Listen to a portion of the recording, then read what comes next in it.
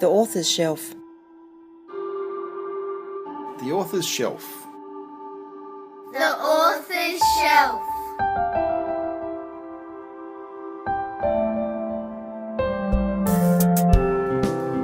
The author's shelf. It's about books and stuff.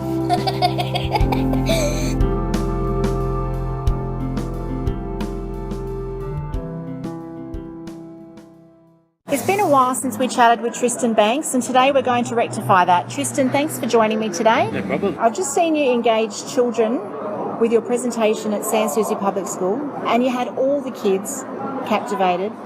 It was an amazing session. Congratulations. Can you tell me, what do you enjoy working most with children? What do I enjoy most about working with children? Well, they're kind of annoying. And they kind of say the wrong thing all the time. You know, you ask them questions and then they just say crazy stuff that you didn't expect. And then they, you know what I mean? Whereas adults will say predictable things, kids will kind of say the craziest thing that comes into their minds, or they'll ask you a question that is sort of, that adults wouldn't think was appropriate. But I think that always leads to a really interesting conversation. I like that kids are honest too. And within 2 seconds, if you're telling a story that's really boring, like, you'll actually see them like yawning in front of you, whereas an adult will make you think that it's really interesting for an hour and will never let you on that it was really boring, but then walk out and say it was boring. So I really like the honesty of kids. And you were talking about your new book, which is, again, in the My Life series. It's My Life and Other Exploding Chickens. And the kids seem to get a little bit concerned or a little bit freaked out when you asked who liked clowns. Why did you pick clowns for the story? Is it because you know that some kids don't like clowns? Yeah, whenever I used to talk about fears, about greatest fears in my talks, and talk about how fear is a great inspiration for a story. If you're really afraid of something, then write into that fear and it'll become an engaging story, because you'll write it in such a way that other people will pick up on it. And clowns would always come up, and I was like, really, clowns? Kids are afraid of clowns? And then I remembered this clown that was hanging over my bed as a kid, and it was a very tall, thin clown in a dark blue suit and a black tie and a fedora hat. And it was really creepy, and I used to take it down, and my mum would put it back up, and then I'd take it down, and then she'd put it back up, and there was this sort of ongoing battle, and I started to dream about this clown kind of slipping out over the picture frame and doing horrible things, twisting balloons in my ear and dropping juggling balls on my head and other clownish tortures. Well, I know the clown plays a big part in the story because I heard you read a snippet from that story. Can you tell us a little bit more about what the story is around? Yeah, around a kid, Tom Weekly, my main character in the My Life books. He's in love with a girl called Sasha, and she's the smartest and cutest girl in Australia. And she calls him up one night, and he's like, yes! And then Sasha wants to invite him to the circus. And of course then there's love and fear are kind of doing battle to the death in his chest, sort of thing. And I really like those opposites. I think you can really raise the stakes of a story. The character has to face their greatest fear in order to, achieve the thing that they most want. So that's what he has to do. He has to go to the circus with Sasha and face Giggles the clown. Now, when is this book coming out? It's out on the 1st of March. And it's a purple one? It's purple, yeah, which I wasn't too sure about at first. I was like, purple, really? I'm not sure if that's... And then I showed it to kids with other coloured... And 97% of kids wanted the purple cover. They were, adamant, and it was across the board. So, and then I started to grow to love the purple cover, and I really like it now. And it's the 4th in the series. Is there any more? I'm writing another one at the moment, and there's another Sasha story in there where he's in love with Sasha, and there's a story about finding something particularly disgusting in food at a friend's house. It happened to me, like a mother's friend who cooked a meal, and then I had to eat it, even though it had this really disgusting thing in it. I can't tell you what it is. Okay, it's not going to be one of those hairs or a bug or something. Don't tell. And then so working away at some story, and a really angry ice cream man, because our ice cream man in our area, he comes around and he's like, you hear that ding ding ding ding, and traditionally that's a happy sound, but then you go out there and you say, oh, what are they like? Are those ones those choc dip banana smoothie nutty crunches? And he'll say, I don't know, I don't eat ice cream. and he's he genuinely doesn't eat ice cream, and he gives you these really angry sort of responses. So I thought an angry ice cream man is a perfect character for me. We still have the Mr. Whippy come round, and the Mr. Whippy that comes around our street flies. There is no chance of getting an ice cream. Really? It's sort of like he throws them out on the run, I think. So it's like you hear the jingle, and then before you can even get out, he's already up the street, back out again and gone. That's good. I'm going to add that into the story, because I think that he's such an angry ice cream man that he tries to drive around as fast as he possibly can, go so that he doesn't have to serve horrible kids ice cream. Well, it's not the old pink and white. It's painted a horrible green. There's no identification on it. All you can hear is that, so he's a bit of a creepy ice cream man, I think. Yeah, right. Maybe like clowns.Maybe all ice cream men are creepy. Oh, I'd hate to go out there where he might be a clown behind the wheel, yeah. All right, Tristan, what 5 words best sum you up or best describe you? You gave me forewarning on this. I did. And I'm not too sure, but I'll improvise. Okay. I really don't know, actually. Is that 5? I really don't know. Actually, no way. I'm going to get back to you with some more later. Okay, but, all right. We'll come back with that. All right. Now, you've worn many caps in your career, from traveller, filmmaker, director, actor for both theatre and TV. I found out when I was researching you. Are there any others that you'd like to try on? And you can't say Molly Meldrum's cap either. Are there any other hats I'd like to try? I wish I could sing. I think anyone who could sing and play music wouldn't do anything else. Like, I don't know. I think writers are mostly people who can't sing or play instruments, and so they turn to writing. Do you think? Okay. No. Or possibly sort of astronaut. You could sing or for us. You could sing. Sing. There you go. Okay. We're desserts just on. So you got something special. Okay. No, I won't sing. No, not really. I'm joking. I have always liked telling stories, and I've always written alongside other things. So when I was, from the age of 5, I used to go into school plays and really love it. And, acting, I enjoyed. I loved movies, and so I was always, from the earliest age that I could get my hands on a video camera, I was always like making little movies as well. But in order to make a movie, you've got to have something written, so I would write scripts, or if you're going to perform on stage, I didn't know where I would get a script, so I used to write segments that I would perform in school plays, on school talent nights and things. And then in the end, writing just came to the forefront, and I sort of gave myself up to that. And strangely, all the performance stuff is now really important to bringing those books to life, and hopefully enthusing kids to pick up a book. So I'm really glad that I've got that performance background. It's useful in bringing the story to life. Like I said, I saw you talk to engage the kids today, and you are a natural storyteller. It's really good. They were asking lots of good questions, and you had them hanging off you every word. So well done to you for that. I think the key to it, a lot of people sort of say, "Oh, have you got to go around to schools?" And I don't like that marketing aspect and things, but I think the key is in never seeing it as marketing. Like, I think the key is I think if it was marketing, I wouldn't do it because it would bore me. But if you see it as that thing where you've got to bring the stories to life, whether are you going to tell an anecdote, or are you going to read a snippet from the book, or are you going to make a little video bit about the book, or are you going to brainstorm what could happen next in the story, or are you going to imagine another story featuring one of the characters in the current book, and then it suddenly becomes play, and you're suddenly kind of collaborating on things. And quite often the stories in the book will be inspired from brainstorms I've had with kids, and then I'll thank their school in the back of the book. So it becomes this fun collaboration where the line is blurred between writer and reader, and that's something that really motivates me. Well, watching you, I was thinking that you're feeding off all this, and I can see you storing it away for future research. And the more you got from them, it was very interesting to watch. As I said, you were feeding off them, and I was wondering what book was going to come out from what some of the kids were saying today. So, all right, this is one question I didn't prepare you for.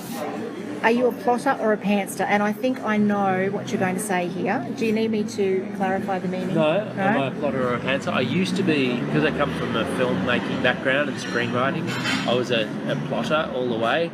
And I used to, do step outlines and have the cards up on the wall. I'd free write and brainstorm, but out of that I would come up with the outline and on the wall, and I'd shuffle cards and I'd throw out cards, and then I'd and I'd get it perfect, and then I'd start writing, because I had written first drafts previously that weren't outlined, and it was just so painful to read the messy, weird tangents that it would go off on, that I thought the outline was a good way to write a neater first draft. But actually, as I've continued to write, and particularly on Two Wolves, I didn't outline it. I just wrote into it, and I just felt my way through in the dark, and I just saw what came about. And now I'm a pantser. I like to just see what happens for the first, say, 3 drafts, and then I will go, okay, it's still so messy. What am I doing? 3 drafts in, I don't know what this thing's doing, and then I'll sort of work a bit of an outline. But I'm not strict to it in the way that I used to be. And I find that you discover things that you never would have discovered, and providing that you're okay with the first 3 drafts stinking and being terrible, and that you can read them through and you're okay with it being bad, it's the best way to write for me. Because you write a lot outside, and you use a lot of visuals, and you use all your senses when you're writing. And do you find that works better for you? Have you always been an outdoor writer person, or no? No, I only on Two Wolves did I learn that, and I think it's the best book that I've written. And so I tried to make it an instinctive process. I've traditionally had sort of, written an outline and then a couple of chapters, and then the publisher would read that outline and a couple of chapters and say, we would love you to write that book. Can you deliver it to us in 9 months' time or a year's time? Whereas on this book, I really wanted to let it take as long as it needed to take, and so it took several years, 5 years to write. But along the way, I discovered all these sort of more instinctive writing processes. What did you think? Did you think I was a plotter or a pantser? I thought you were a plotter. Just because of the visual aids and things that you were showing at the school today that you use, I thought, okay, he's got it all mapped out, he plots everything he does. But then when you showed the clip of walking along the beach and you were typing, or you using your phone to take notes and things like that, I wasn't quite sure. So, but you said you've done a different method with doing Two Wolves. Do you find that works better for you? You're going to adopt that method for future books? It could drive you crazy and send you to an asylum, because it is really messy, and it's really, and you don't know where you're going, and you do write off on tangents, and you read it back, and it's, but within the craziness of each draft, there's the gold, and the gold wouldn't be there. For me, it's not there if I write too tightly to an outline. So I am continuing to use those processes, and you just have to sit with it and not panic too much. I was wondering how you didn't fall over when you were making those notes, walking over the stones at the beach. I thought, how can he be looking at his phone and making notes and not fall flat on his face? One thing just on that, I think what is important is perhaps to, early on in your writing process, to understand how 3-act structure works, and to read lots of books on writing, and to learn how to plot and how to structure things, because I think then when you start to write more instinctively, those rhythms of how stories are supposed to be structured, where the natural turning points for the story are so built into your DNA that you can do it without being too beholden to an outline. Another project that's very close to your heart is Room to Read. Now, we didn't get a chance to talk about this when we talked with you in 2014. Tell us about your involvement with Room to Read. I pitched an idea to them about 3 years ago, I think, called the World Change Challenge. And the idea was that we'd go out to schools and kids would perform, challenges in order to raise money. So I went and shot a video at a school, and it would be some of the kids did sponsored silence, where the teachers would pay them to be quiet, and if they could be quiet for a whole day, then or an hour or whatever it was, the teacher would give that money to Room to Read. And then we did what were some of the other challenges that we did? Drop Everything and Read, where you had to read for an hour non-stop and not speak. Most of these things seem to be about not speaking. And within that day, I think within the sort of few hours that I was at the school, we managed to raise over $500 with one class of kids. So we put that video up on YouTube, and then lots of other schools around the country watched the video, and then they started doing their own challenges, and we managed to go from raising $583 or something to raising over $20,000 that year. and we ended up building a school library in Siem Reap in Cambodia. Wow. Yeah, and I was really inspired because I thought it's good to be inspiring Australian kids to read, but what about kids who really have nothing? What about kids who really start off with perhaps illiterate parents, or maybe grandparents as well, and who really are up against it to try and even get hold of a book. And so we've done it the last couple of years, and last year we raised about $45,000 between here and Hong Kong to buy 45,000 local language books for kids in different parts of the world. And for anyone who's not familiar with Room to Read, tell us about the Room to Read organisation. Room to Read, they publish books and they support girls' education, and they deliver books to 10 different countries. So I think there's Cambodia and Tanzania and 10 of the world's poorest countries, mostly in East Africa and Southeast Asia. And and they're an extraordinary organisation. They have very low overheads, so they put a lot of their money in. They team with the community, so it's not like they just go in there and put a whole bunch of English language books in a library built by a bunch of Americans or Australians. They give the resources to the community to build their own libraries and their own schools, and then they publish. They published I think around 1,000 local language books in different dialects in various parts of the world. So they're really healthy. The way they run is extraordinary and dynamic. Excellent. Tristan, what is the funniest thing a child has said to you during one of your school sessions or one of your live sessions? Well, they often want to know how much money you earn, or how old you are, or if you're married, or and one of the questions that I often talk to kids about having been asked is, do you like pie? That was in a packed out session at Sydney Writers Festival, and there was something like 800 kids in Parramatta Riverside Theatre, and there was a kid right up the top, right up at the very top row, and I said, yes, what's your question? And he said, do you like pie? And so I often share the story with kids as I travel around. And share the pie? I wouldn't share the pie, no way. What's your favourite pie?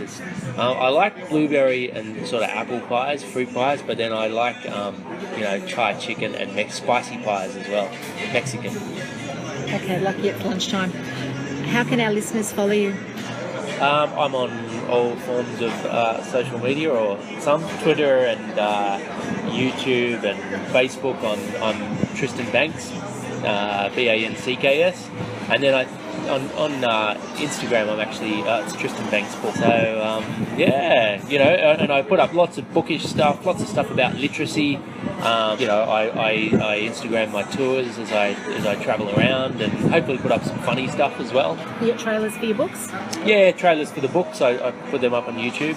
So, and I think that's another opportunity too, rather than marketing, because again, I wouldn't do it if I felt like it was just, you were just trying to push your own barrow. But the fact that it is so interactive, and the fact that you can share things that you genuinely care about, or you can talk about books and have discussions with people and with readers is it makes it enjoyable. And what's the best thing about being a writer? The best thing about being a writer, I think it's the level of sort of self-determination that you get to. The more you sort of dive down into who you are and the things that deeply move you and the things that you find most funny and the things from your childhood and your life that have shaped who you are, the more you can do that, the better the story and the more it connects with people. So I think I think that's enjoyable, being paid to do that work and to get time to do that work, and also to be able to determine your days, to be able to wake up in the morning and decide on how you're going to attack the day. I really enjoy that part of it. And what are you working on right now, apart from another My Life book? I am working on another My Life book, but I'm also working on a story called The Fall, that is another crime mystery novel that's a sort of follow-up to Two Wolves. It's not a sequel, but it's about another ordinary kid in an extraordinary situation and having to deal with great pressure. And Max Slater's another series of yours. There's 2 in the series for Max Slater. Yeah. What can you tell us about Max Slater? Max Slater, they were the first books that I had published in 2008 and 2009.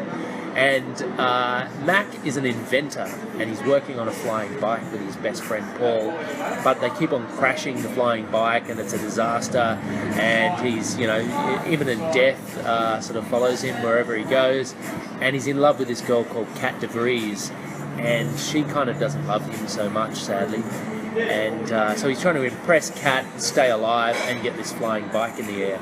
And then in the second book, he gets to go to New York, and I love New York, so it was fun for me to set a story there. So they're really action-adventure stories. There are a couple of goofy boys, thinking that they're kings of the world, but really they don't have a hope. All right, Tristan, thanks very much. Before we finish off, though, those 5 magic words that describe you, have you thought about them yet? I did answer this the other day. 5 words that I want to be remembered for. Can I do that? Go for it. Never talking down to kids. I thought that encapsulates a lot of what I try to do as a writer. I try to just be genuine and never do that. Hello, I'm going to tell you a story. You know what I mean? Because kids just hate that. They really want you for it to be wrong in some ways, but things to be, honest and authentic and truthful, and for you to always tell the truth to kids. So I think that never talking down to kids is really something that I try to hold myself to. I think if you had that tone of voice and you had a clown mask on, you'd be very scary. Tristan Bancks, thank you for joining me this afternoon.